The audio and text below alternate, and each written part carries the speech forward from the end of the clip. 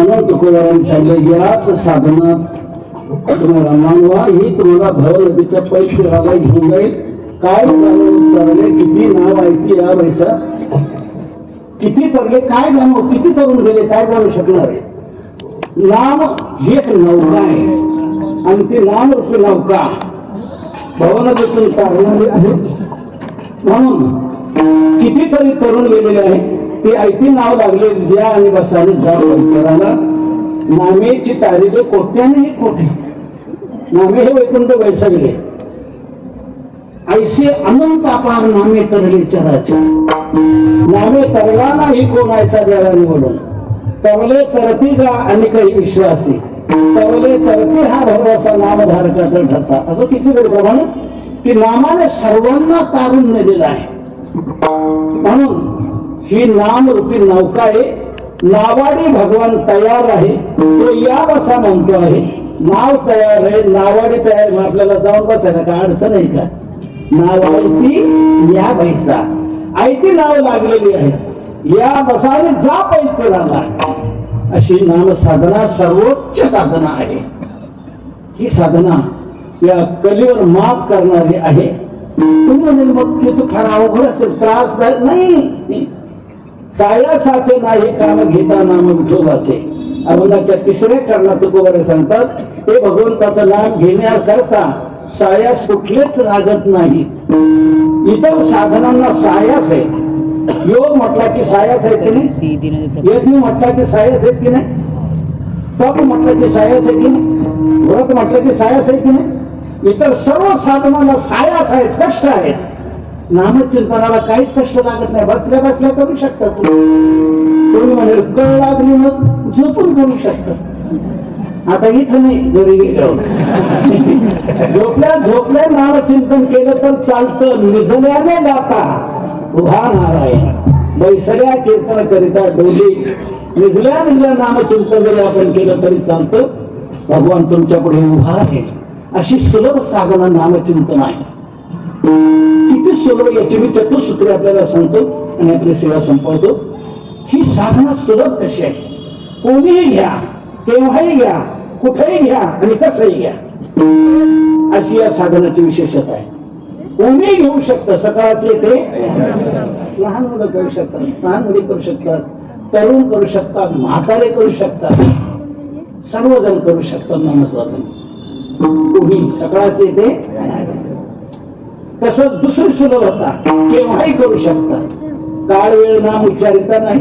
सकाळी करा दुपारी करा संध्याकाळी करा केव्हाही करा. काळ वेळ नसे नाम संकीर्तनी भलत्या काळी नामावळी. इतर साधनं केव्हाही करता येत नाही. त्याचा काल नियत असतो त्या वेळेलाच ती साधनं केली पाहिजे. पंचाग्नी साधन हे साधन आहे. ते पंचांगी साधन उन्हाळ्यातच करावं लागतं. कोणी म्हणेल आम्ही हिवाळ्यात करू म्हणजे थंडी वाजलं साधनही होईल नाही चालणार. ते उन्हाळ्यातच केलं पाहिजे. श्राद्ध आईने फोन केला बाळू तुझ्या वडिलांचं श्राद्ध गुरुवारी आहे तू बुधवारी मुक्कामी ये. बाळूने इकडून फोन केला आई माझी रविवारी सुट्टी असते मी शनिवारी संध्याकाळी येईन रविवारी माझ्या बापाचं श्राद्ध करेन.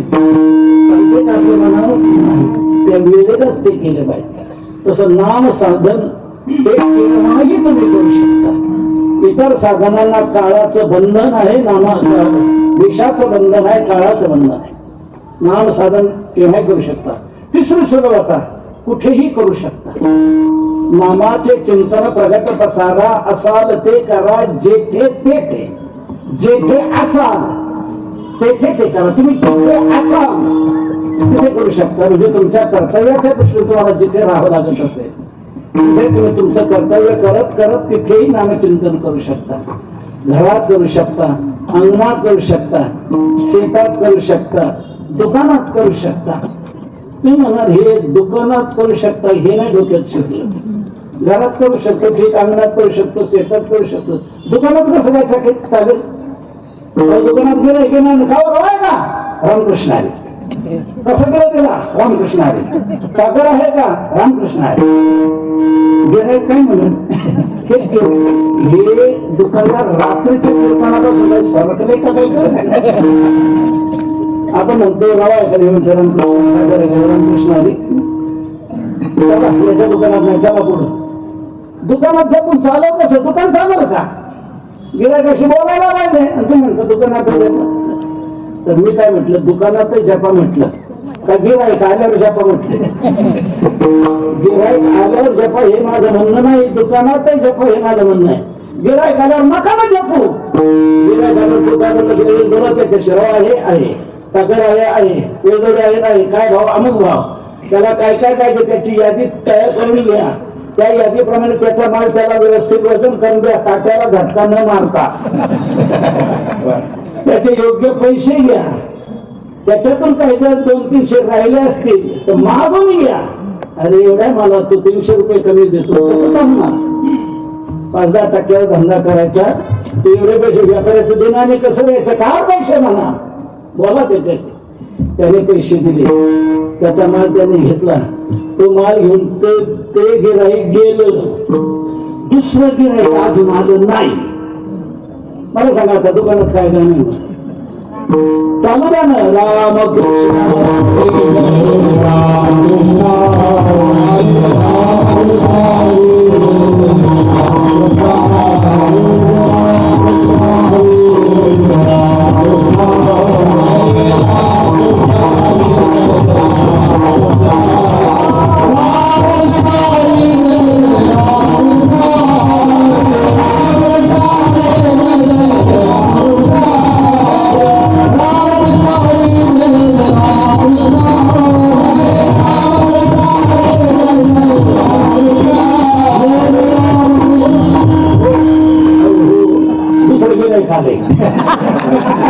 बंद करा. 4 आवडताना जरी झाले तरी पुष्कळ झाले. गिऱ्हाईक आलं तर गिऱ्हाईक, आणि गिऱ्हाईक गेलं की रामकृष्णाने कामामध्ये काम, काही म्हणाला गाईला भरोसा म्हणा. तुम्ही दुकानातही करू शकता. माता भगिनी तुम्हाला काय काम, तुमची 2 कामं महत्वाची आहेत, चूल आणि मूल. ही 2 कामं महत्वाची. स्वयंपाक तुम्ही करायचा आणि कुटुंबातल्या आम्ही सर्वांना खाऊ घालायचं, हे काम तुमचं. तर हे करता करता तुम्हाला नामचिंतन करता येईल की नाही? स्वयंपाक करताना फक्त हाताला काम आहे, तोंडाला अजिबात काम नाही. फक्त हाताला काम आहे. भाजी चिरायचं हाताला काम आहे, कणिक तिंबायचं हाताला काम आहे, पोळ्या लाटायचं हाताला काम आहे, भाजायचं हाताला काम आहे, भाजीला फोडणी द्यायची हाताला काम आहे. सगळी कामं हाताला, तोंडाला अजिबात काम आहे. त्या हाताने काम करायचं, तोंडाने रामकृष्णाला म्हणायचं.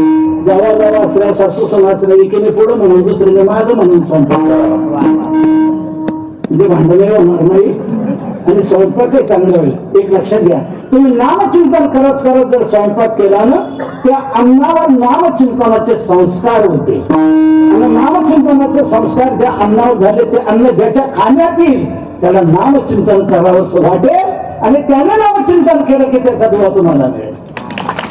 म्हणून स्वयंपाक करता करता नामचिंतन केलं तर आपल्याला लाभ नाही. जमल की नाही? उद्यापासून सुरू करा. स्वयंपाक करता करता नामचिंतन करायचं. त्या अन्नामध्ये विशेष ताकद क्षमता येईल, ते नामचिंतनाची प्रभावी काम करेल. म्हणून तुम्ही स्वयंपाक करताना करू शकता, धुणं धुताना करू शकता, भांडी घासताना करू शकता, सर्व कार्य करताना नामचिंतन करता येऊ शकतं.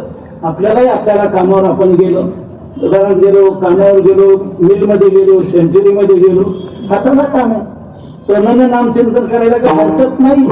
म्हणून कोणीही घ्या, केव्हाही घ्या, कुठेही घ्या, आणि चौथी सुलभता कसंही घ्या. विठ्ठल म्हणा नाही तर विठ्ठल म्हणा, राम म्हणा नाही तर मारा म्हणा. मारा जरी म्हटलं तरी चालेल. मला आहे का, नाम आहे का? नाही. पण मारा म्हणून उपयोग झालाय की नाही?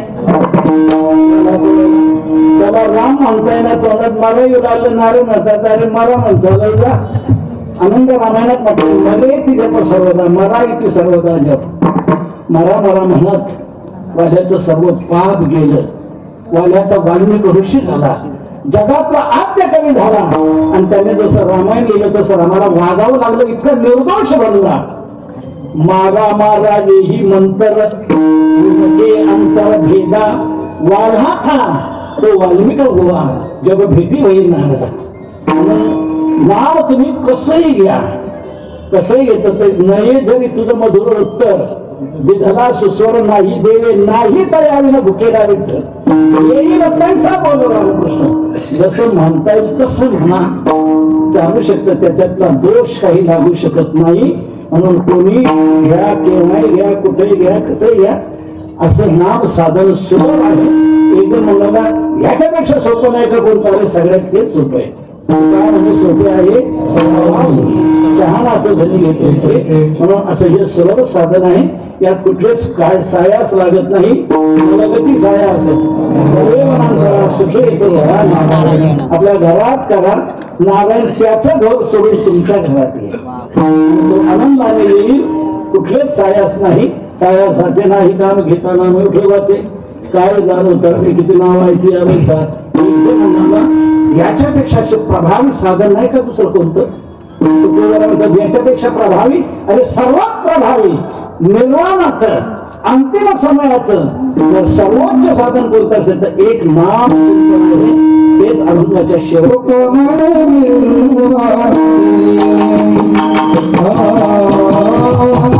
तुका